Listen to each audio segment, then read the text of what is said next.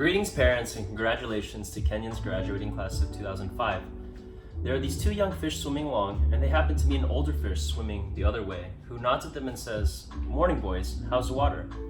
And the two young fish swim on for a bit, and then eventually one of them looks over at the other and goes, "What the hell is water?" This is a standard requirement of US commencement speeches, the deployment of didactic little parable-ish stories. The story thing turns out to be one of the better, less bullshitty conventions of the genre, but if you're worried that I plan to present myself here as the wise, older fish explaining what water is to you, younger fish, please don't be. I'm not the wise old fish. The point of the fish story is merely that the most obvious, most important realities are often the ones that are hardest to see and talk about. Stated as an English sentence, of course, this is just a banal platitude. But the fact is that the day-to-day trenches of adult existence, banal platitudes can have a life or death importance, or so I wish to suggest to you on this dry and lovely morning. Of course, the main requirement of speeches like this is that I'm supposed to talk to you about your liberal arts education's meaning, to try to explain why the degree that you're about to receive has actual human value instead of just a material payoff. So let's talk about the single most pervasive cliche in the commencement speech genre, which is that a liberal arts education is not so much about filling you up with knowledge as it is about teaching you how to think. If you're like me as a student, you've never liked hearing this, and you tend to feel a bit insulted by the claim that you needed anybody to teach you how to think. Since the fact that you even got admitted to a college this good seems like proof that you already know how to think. But I'm going to posit to you that the liberal arts cliche turns out not to be insulting at all, because the really significant education in thinking that we're supposed to get in a place like this isn't really about the capacity to think, but rather about the choice of what to think about. If your total freedom of choice regarding what to think about seems too obvious to waste time discussing, I'd ask you to think about fish and water, and to bracket for just a few minutes your skepticism about the value of the totally obvious. Here's another didactic little story. There are these two guys sitting together in a bar in the remote Alaskan wilderness. One of the guys is religious and the other is an atheist, and the two are arguing about the existence of God, with that special intensity that comes after about the fourth beer. And the atheist says, "Look, it's not like I don't have actual reasons for believing in God, for not believing in God. It's not like I haven't ever experimented with the whole God and prayer thing. Just last month, I got caught away from the camp in that terrible blizzard, and I was totally lost and I couldn't see a thing. And it was 50 below, and so I tried it. I fell to my knees in the snow and cried out, 'Oh God, if there is a God, I'm lost in this blizzard, and I'm gonna die if you don't help me.'" And now in the bar, the religious guy looks at the atheist all puzzled. "Well, then you must believe now," he says. "After all, here you are, alive." The atheist just rolls his eyes. "Nah, man, that was just all a couple of Eskimos. They happened to come by, wandering by and show me a way back to camp." It's easy to run this story through some kind of standard liberal arts analysis. The exact same experience can mean two totally different things to different people, given those people's two different belief templates and two different ways of constructing meaning from experience. Because we prize tolerance and diversity of belief, nowhere in our liberal arts analysis do we want to claim that one guy's interpretation is true and the other guy's is false or bad, which is fine, except that we also never end up talking about just where these individual templates and beliefs came from, meaning where they come from inside the two guys, as if a person's most basic orientation toward the world and the meaning of his experience were somehow just hardwired, like height or shoe size, or automatically absorbed from the culture, like language. And if how we construct meaning were not actually a matter of personal, intentional choice. Plus, there's a whole matter of arrogance. The non-religious guy is so totally certain in his dismissal of the possibility that the passing Eskimos had anything to do with his prayer for help. True, there are plenty of religious people who seem arrogant and certain of their own interpretations too. They're probably even more repulsive than atheists, at least to most of us.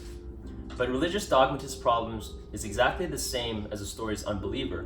Blind certainty, a closed-mindedness that amounts to an imprisonment so total that the prisoner doesn't even know he's locked up. The point here is that I think this is just one part of what teaching me how to think is really supposed to mean. To be just a little less arrogant, to have a little critical awareness about myself and my certainties. Because a huge percentage of the stuff that I tend to be automatically certain of, as it turns out, is totally wrong and diluted. I've learned this the hard way, and I predict you graduates will too. Here's just one example of the total wrongness of something I tend to be automatically sure of. Everything in my own immediate experience supports my deep belief that I am the absolute center of the universe, the realest, most vivid, and important person in existence. We rarely think about this sort of natural basic self-centeredness because it's so socially repulsive, but it's pretty much the same for all of us. It's our default setting, hardwired into our boards at birth. Think about it. There is no experience you have had that you are not the absolute center of. The world as you experience it is there in front of you or behind you, to the left or right of you on your TV or your monitor, and so on. Other people's thoughts and feelings have to be communicated to you somehow, but your own are so immediate, urgent, and real. Please don't worry that I'm getting ready to lecture you about the compassion or other directness or all the other so-called virtues. This is not a matter of virtue. It's a matter of my choosing to do the work of somehow altering or getting free of my natural, hardwired default setting, which is to be deeply and literally self-centered and to see and interpret everything through this lens of self. People who can adjust their natural default setting this way are often described as being well-adjusted, which I suggest to you is not an accidental term. Given the triumphant academic setting here, an obvious question is how much of this work of adjusting our default setting involves actual knowledge or intellect? This question gets very tricky. Probably the most dangerous thing about an academic education, at least in my own case, is that it enables my tendency to over-intellectualize stuff, to get lost in abstract argument inside of my own head, instead of simply paying attention to what is going on right in front of me, paying attention to what is going on inside of me. As I'm sure you guys know by now, it is extremely difficult to stay alert and attentive instead of getting hypnotized by the constant monologue inside your own head, maybe happening right now. 20 years after my own graduation, I've come gradually to understand that the liberal arts cliche about teaching you how to think is actually shorthand for a much deeper, more serious idea. Learning how to think really means learning how to exercise some control over how and what you think. It means being conscious and aware enough to choose what you pay attention to and choose how you construct meaning from experience. Because if you cannot exercise this kind of choice in adult life, you will be totally hosed. Think of the old cliche about the mind being an excellent servant, but a terrible master. This, like many cliches, so lame and unexciting on the surface, actually expresses a great deal in great and terrible truth. It is not the least bit coincidental that adults who commit suicide with firearms almost shoot themselves in the head. They shoot the terrible master. And the truth is that most of these suicides are actually dead long before they pull the trigger. And I submit that this is what the real, no bullshit value of your liberal arts education is supposed to be about. How to keep from going through your comfortable, prosperous, respectable adult life, dead, unconscious, and slave to your head and your natural default setting of being uniquely, completely, imperially alone, day in and day out. That may seem like hyperbole or abstract nonsense, so let's get concrete. The plain fact is that you graduating seniors do not have any clue what day in, day out really means. There happen to be whole large parts of adult American life that nobody talks about in commencement speeches. One such part involves boredom, routine, and petty frustration.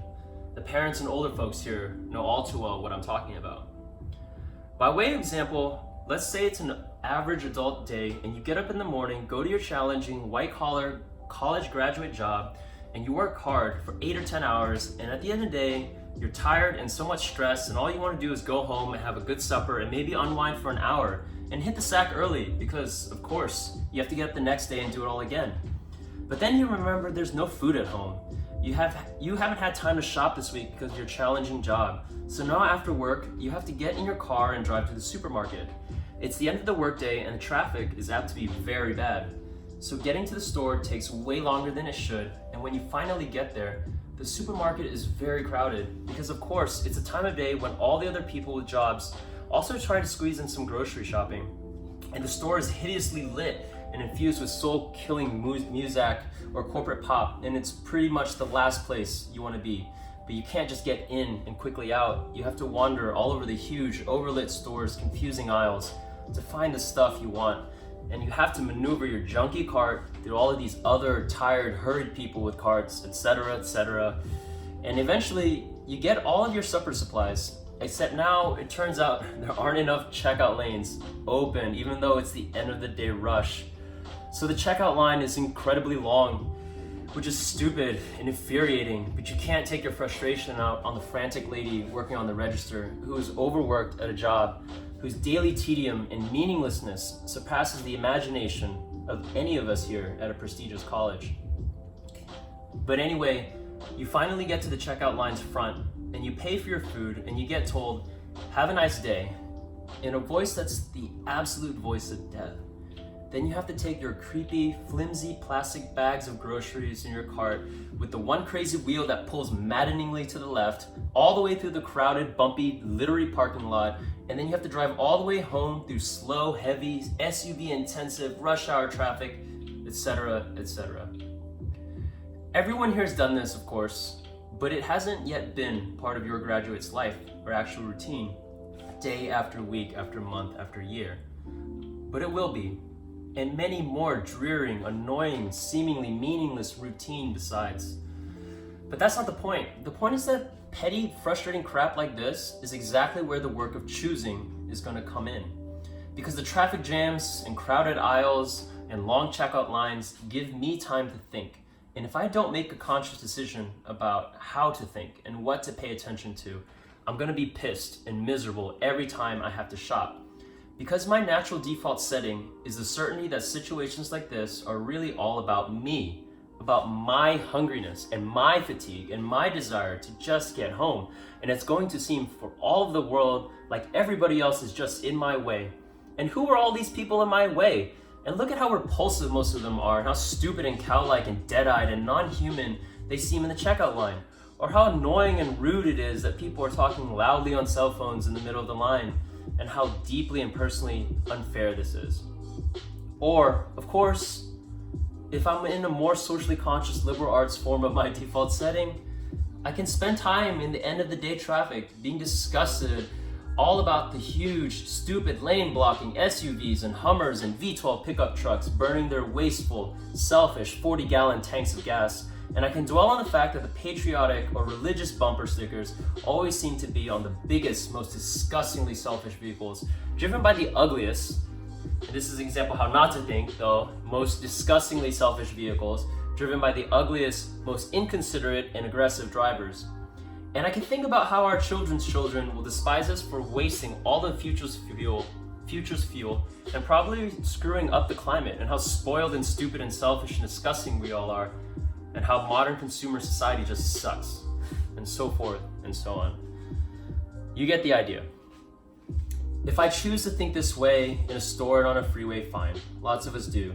Except thinking this way tends to be so easy and automatic that it doesn't have to be a choice. It is my natural default setting. It's the automatic way that I experience the boring, frustrating, crowded parts of adult life when I'm operating on the automatic, unconscious belief that I am the center of the world, and that my immediate needs and feelings are what should determine the world's priorities. The thing is that, of course, there are totally different ways to think about these types of situations. In this traffic, all these vehicles stopped and idling in my way. It's not impossible that some of these people in SUVs have been in horrible auto accidents in the past and now find driving so terrifying that their therapist has all but ordered them to get a huge, heavy SUV so that they can feel safe enough to drive. Or that the Hummer that just cut me off is maybe being driven by a father whose little child is sick or hurt in the seat next to him, and he's trying to get his kid to the hospital, and he's in a bigger, more legitimate hurry than I am, and it is actually I who am in his way. Or I can choose myself and force myself to consider the likelihood that everyone else in the supermarket's checkout line is just as bored and frustrated as I am, and that some of these people probably have harder and more tedious, painful lives than I do. Again, please don't think that I'm giving you moral advice or that I'm saying you're supposed to think this way or anyone expects you to just automatically do it. Because it's hard. It takes will and effort, and if you're like me, some days you won't be able to do it or you just flat out won't want to.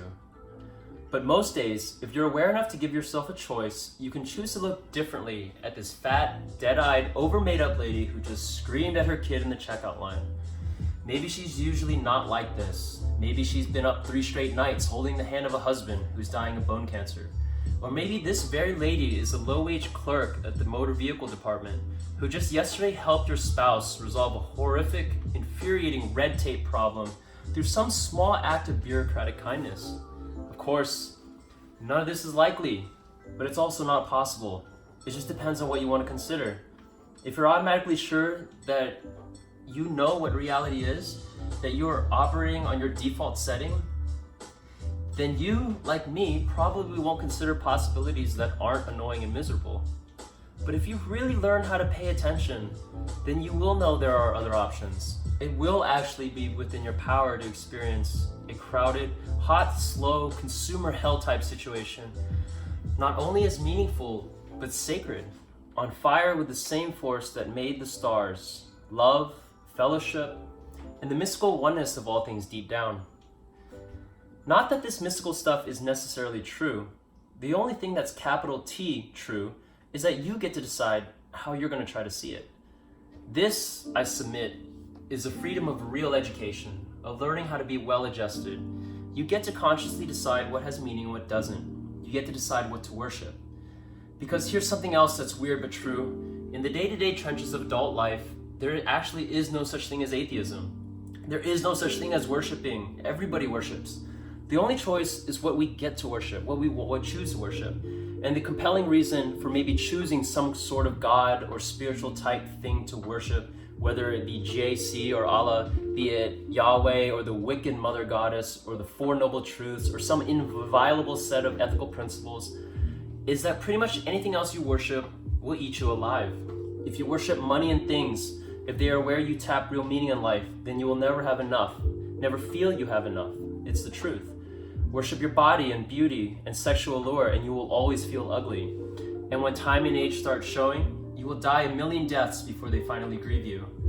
On one level, we all know this stuff already. It's been codified as myths, proverbs, cliches, epigrams, parables, the skeleton of every great story. The whole trick is keeping the truth up front in daily consciousness.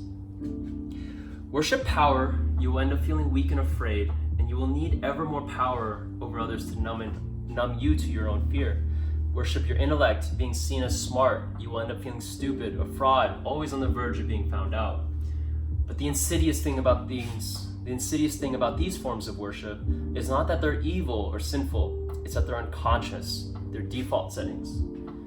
They're the kind of worship you just gradually slip into day after day, getting more and more selective about what you see and how you measure value without ever being fully aware that that's what you're doing.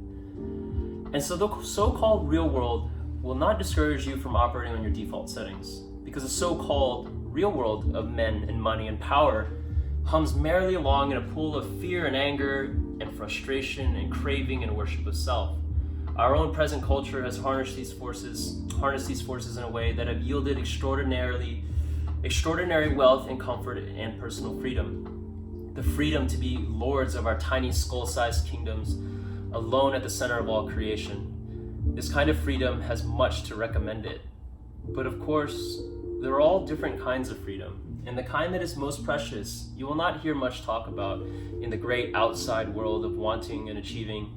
The real important kind of freedom involves attention and awareness and discipline, and being able to truly care about other people and to sacrifice for them over and over in a myriad of petty, unsexy ways every day. That is real freedom. That is being educated and understanding how to think. The alternative is unconsciousness, the default setting, the rat race, the constant gnawing sense of having had and lost some infinite thing. I know that this stuff probably doesn't sound fun and breezy or grandly inspirational the way a commencement speech is supposed to sound. What it is, as far as I can see, is the capital T truth, with a whole lot of rhetorical niceties stripped away. You are, of course, free to think of it whatever you wish, but please don't just dismiss it as some kind of finger-wagging Dr. Laura sermon. None of this stuff is really about morality or religion or dogma or big fancy questions of life after death. The capital T truth is about life before death. It is about the real value of a real education, which has almost nothing to do with knowledge and everything to do with simple awareness. Awareness of what is so real and essential, so hidden in plain sight all around us all the time, that we have to keep reminding ourselves over and over. This is water. This is water. It is unimaginably hard to do this, to stay conscious and alive in the adult world day in and day out, which means yet another grand cliche turns out to be true. Your education really is the job of a lifetime, and it commences now. I wish you way more than luck.